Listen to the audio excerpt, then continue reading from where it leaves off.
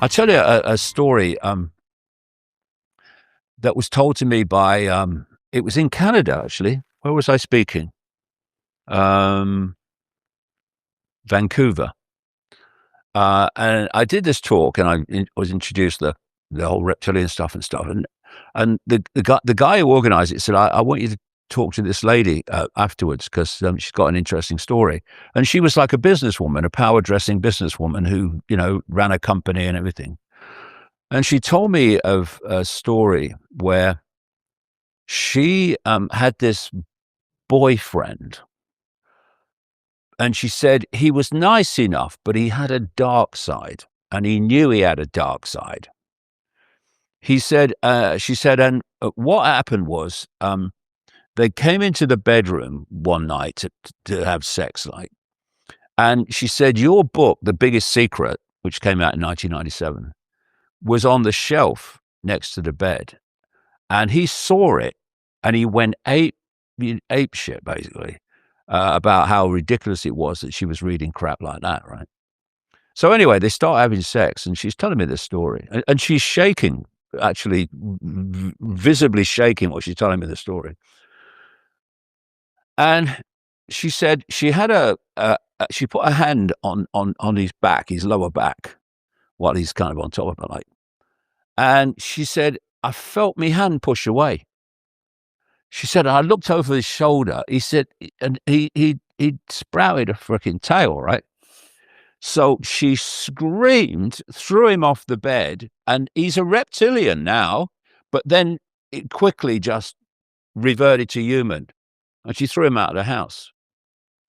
And stories like that have been told to me all over the world.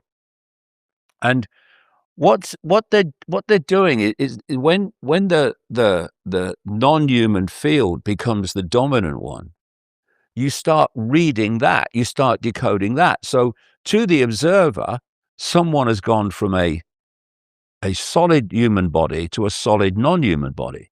That's not what's happened. It's all going on in the decoding systems of the observer. And thus, you're not shifting from solid to solid, you're shifting from energetic field to energetic field, which we are decoding into the appearance of a solid field becoming a solid field. Have you ever met someone who you suspected to be non-human? Oh, a few times. Yeah. Really? Yeah, a few times. It's it's just my view. I think there are, well, the major players in this global cult, I say they're hybrids. The royal families, I say, are hybrids. And when they talk about royalty interbreeding with itself and aristocracy interbreeding with itself, why is it that royal bloodlines have always been perceived as special? Why have they been perceived as having a right to rule, the divine right to rule?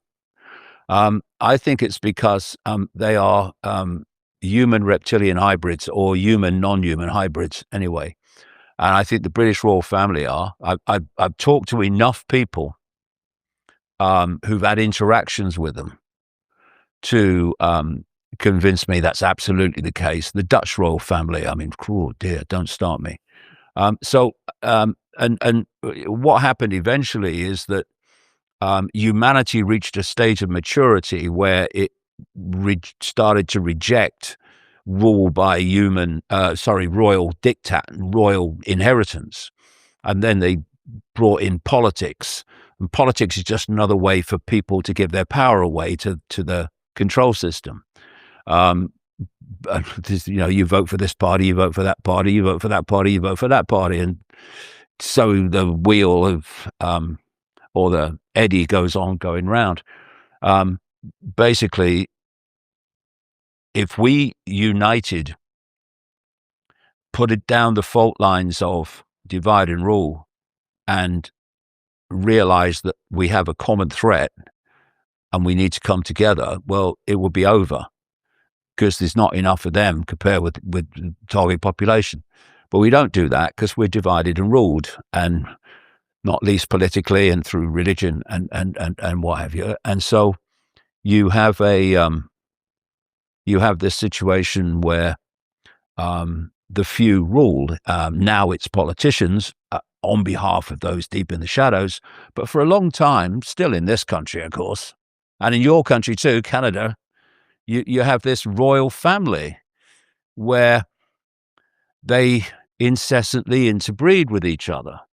And when the royalty started to fade because people rejected it, and these bloodlines, these hybrids, went into politics, and they went into the dark suit professions of finance and what have you, and all these eastern, what they call them, eastern seaboard families, who marry not for love often, but for genetics, and they have their love on the side, just like now King Charles married Princess Diana for genetics, but had the lady, now the Queen, going on all along at the same time, because that's where he wanted to be, not with Diana. And funnily enough, it was when would it be? 1997, 97, 98, after Diana died in the Paris tunnel, the Pont d'Alma tunnel in Paris. I was invited to the House of Lords in London, Houses of Parliament, to speak with a few people, very few people, handful of people, lords and what have you, who were kind of more open. And there was a lady there, and she started talking about Diana and Diana's accident, shall we say, wasn't.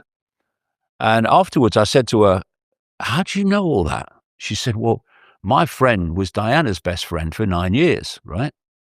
She said, "I think she'll talk to you." So maybe a week later, we met. I've still got the conversation on a reel-to-reel audio tape somewhere. And by this time, I'd had that experience of the 15 days and the 12 people that told me in different parts of America about their shape-shifting experience. And anyway, and one of other things had happened as well, but I hadn't told her. I said nothing about, I'd not produced a book about it or anything at the time. I hadn't said a word to this lady. And she starts talking. She was her best friend for 9 years, or one of her best friends. And she was an alternative healer. She used to work at something called the Hope Clinic near Regent's Park in London. Diana used to go to her, right? And actually, she told me one thing, that what this lady called friendly people at MI5 used to leave messages at her clinic to be given to Diana when she came, because all very surreptitious. And one of the messages was that that she was they were planning to kill her in a car accident. No way. Yeah, there was. Yep, absolutely. And her butler later, his name Burrell, his name was, then said that she told him the same, right? But I got it from this lady. So anyway, she's talking, and she told me about Jimmy Savile, the mega pedophile who was in the inner circle of the British royal family, and he was put in there, well known, by a guy called Lord Mountbatten, who was a known pedophile, a mentor to Prince Philip and Prince Charles. And Jimmy Savile, this is why he was allowed to do what he did all those decades, was a procurer of children for the rich and famous. And here he is in the bosom of the British royal family. Just extraordinary stuff. Anyway, she's chatting away and going on and stuff. And then she told me that the Diana used to call the British royal family the lizards and the reptiles. She used to say they're not human, right? And so I played the idiot, because all this stuff I'd started coming across all this stuff. I played the idiot. I said, what do you mean? Reptiles? What are you talking about?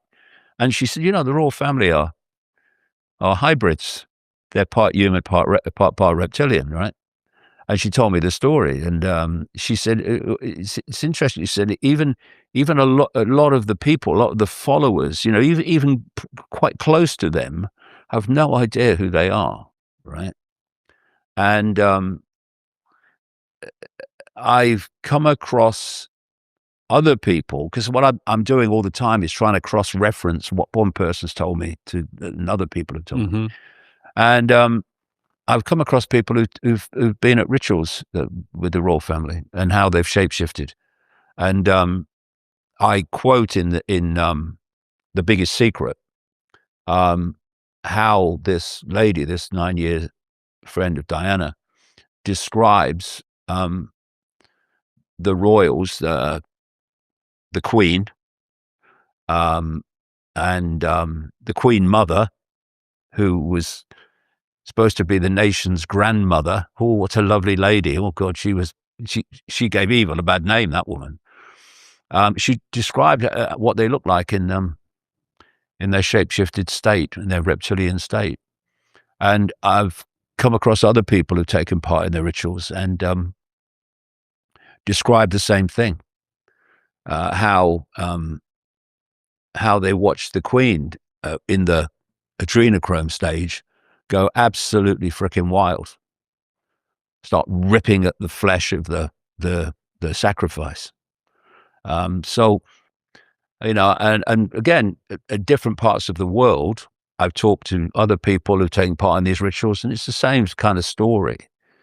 And what they're doing in the rituals is interacting with this other dimensional force, this pantheon of gods, if you like, just as the ancients were. Do you think some of that's happening with what we're seeing in the Epstein files? And yeah, is that an extension of that, or is that directly? Yeah, definitely. Reptilian behavior. The thing about the Epstein files, in my books, I wrote a book called The Perception Deception, which includes massive research very detailed research about the royal family and Jimmy Savile and all that stuff. And I describe Savile as a gateway to the cesspit, in the sense that, this stuff, this Satanism and pedophilia, that's also about energy vampiring, that is the foundation. It's like the cement that holds this global cult together. But it's done in enormous secrecy for obvious reasons, and it's fiercely compartmentalized. So most people in the secret societies have no idea this is happening. But every now and again, there's examples that come to light that are kind of gateways to the cesspit. If you go deeper and through it, you enter the whole story. And Jimmy Savile was a very much a gateway to the cesspit. But the Epstein thing is too. People say that the Epstein network was the biggest pedophile network in the world. No, it wasn't. It was one aspect of the global web that actually has come to light, just like the Savile thing did. And so they will have been into all that stuff, just as the Savile and the royal family were. But what the Epstein files have done, those we've seen so far anyway, and Trump's in this up to his neck, is take away some of the layers of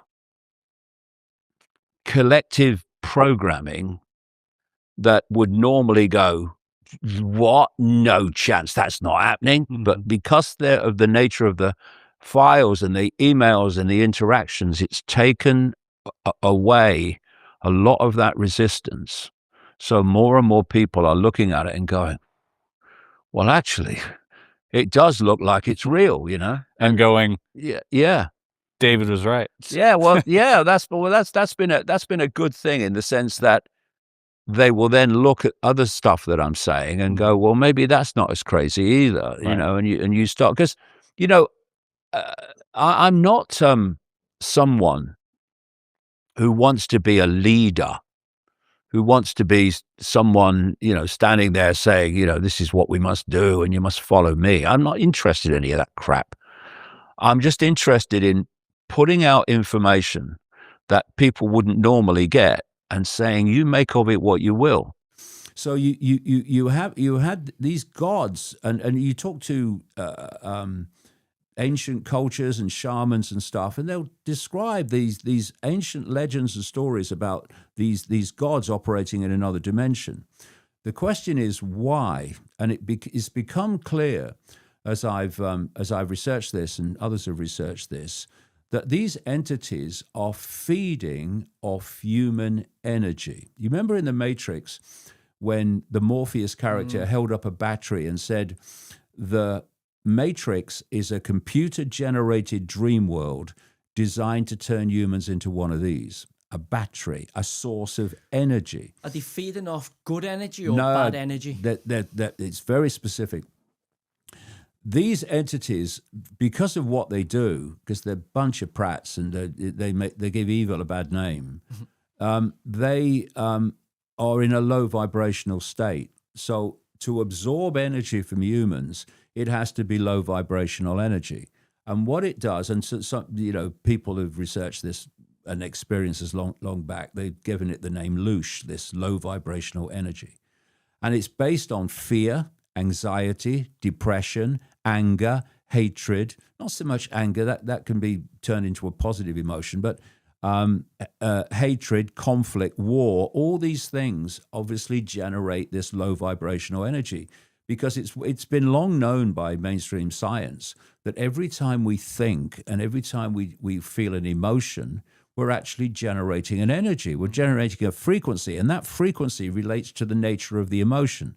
And fear, which is the tool of oppression in this reality, is a low vibrational emotion. So if I'm looking at you and you're in a terrible emotional state, I can see by your facial expression and I can see by your body language that you're in an emotional state. What I can't see is the energy that emotional state is giving off, because that's outside visible light. It goes into this astral dimension. Well, you hear people talk about some people can see auras around people and stuff. It's all like part of it. Yeah. You go deeper into the field of the visual field than the normal visible light. You'll see things that will just bloody amaze you, because they're so different to the reality that visible light delivers to you. So that's going into the astral, and so every time there's a war, every time there's a conflict, every time there's a big row and there's kind of conflicts and hatred and all this stuff, we're generating this energy and they're feeding off it, which tells you something about the world immediately.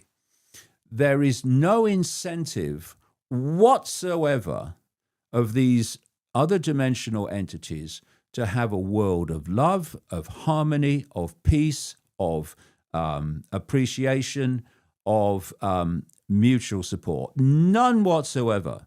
They want a world, and they are generating through this global cult events that are going to generate this low vibrational energy. They want people in states of fear, of worry. Am I going to pay the rent at the end of the month? Oh my God, is my relationship going to survive? Is my job going to survive? What AI? Oh my God. They want this stuff. Now this means they're feeding off human energy. This takes us to these negative human energy. Oh, low vibrational human energy, what we would call negative motion. Yeah. So they're treating us almost like cattle in fear to feed off that. There's a chapter in the roadmap called Loosh Farm. That's what this is to them. It's a way of farming human energy by manipulating events that put people in a state of perception and response that generates this low vibrational energy, which takes us into satanic ritual. What's all that about? What do the gods get out of it? What is adrenochrome? So what they do, and what the ancients did, first of all, they were sacrificing young virgins to the gods. What's young virgins? A code for children. Because, as I've researched this over many, many years, there is a particular energy that these entities want more than any other, and that's the energy of children before puberty, right? This is where you get your massive obsession with pedophilia from, and it's literally all over the world, and it connects into Satanism ultimately. But the energy of children has to be turned into a low vibrational state. So abused children, people who are violently abused, people who are sexually abused in all the ways that they are, that experience of the child puts them in a low vibrational state. And so this prepubescent energy suddenly becomes a low vibrational state that these entities can absorb. This is the whole basis of pedophilia. And so if you're looking at a satanic ritual, they are conducted specifically to generate extreme levels of terror in the victim, understandably terror. So as the victim is getting more and more terrorized in the build up to the sacrifice, they're generating this terror is an extremely powerful low vibrational energy, and these gods are feeding off it in their astral state around the ritual conducted by their initiates and global cultists. Almost like a Hunger Games. Like a version of Hunger Games? Well, I used to call human society for a long time the Hunger Games Society. It basically works in a very similar way. So what then happens is, as this terror manifests itself, it enters the blood in the form of an adrenaline. This terror produces this adrenaline in the blood. And that's what the Satanists drink, and we call it adrenochrome. I've talked to Satanists all over the world who've taken part in these rituals, many with very rich and famous people, often against their will, not always, but often. And they describe how when these Satanists drink the blood of the sacrifice, laced with this adrenochrome, it's like a frickin' drug. They go crazy, right?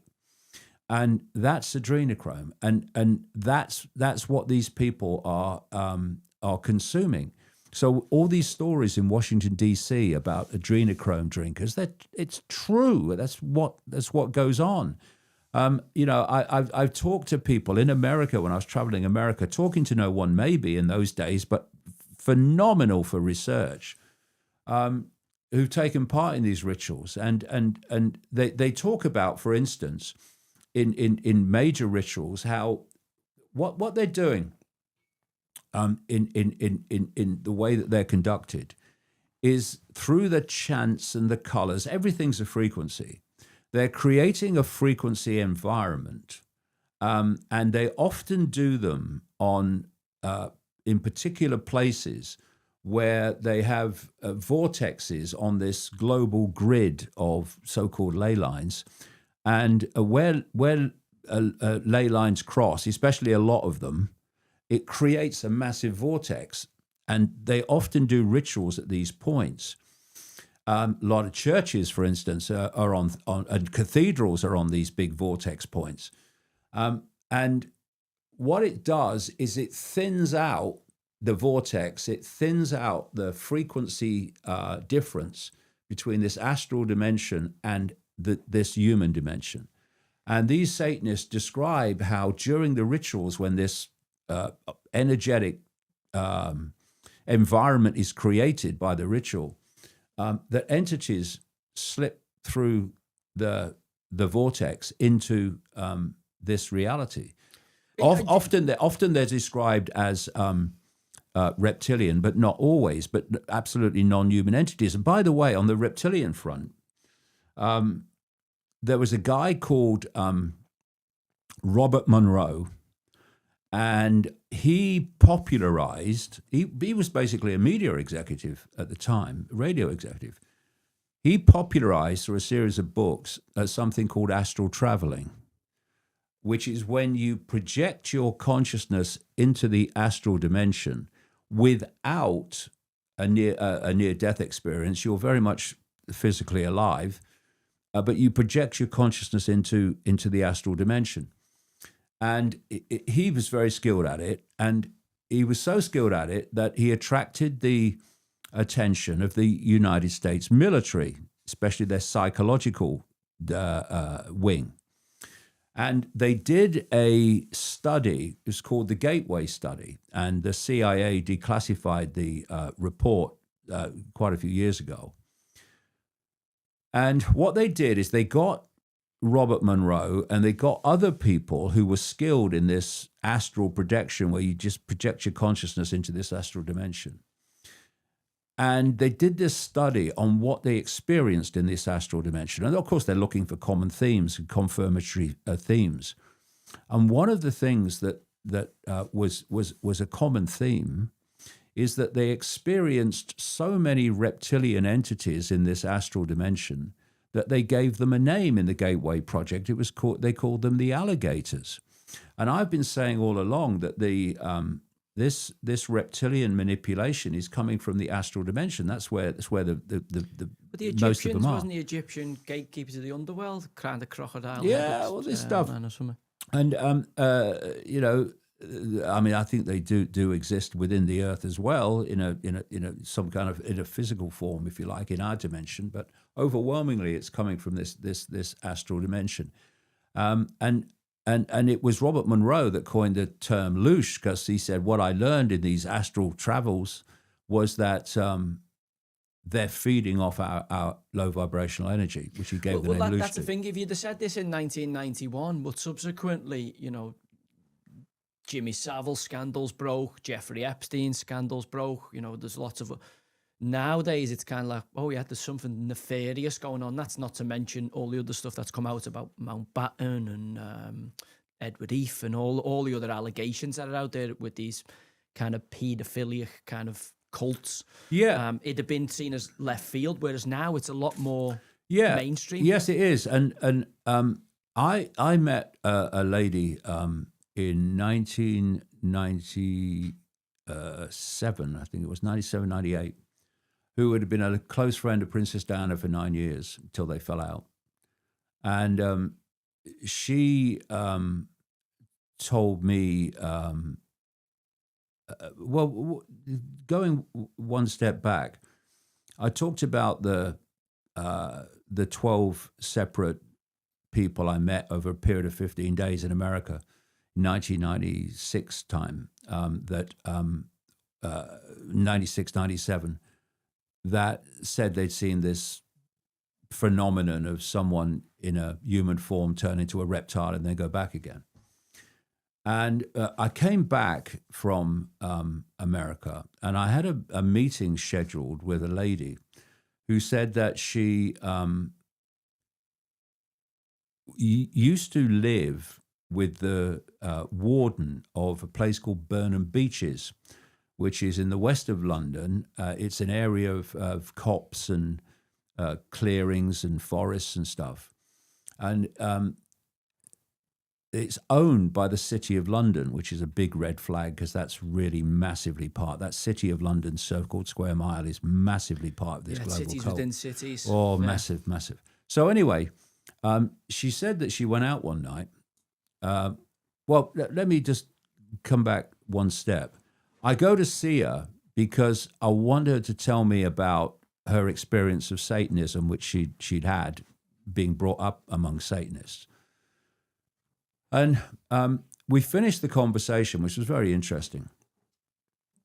And I had a cup of tea, and I put my cup of tea down. I said, well, thanks for that. It's nice of you to talk to me. It's very interesting.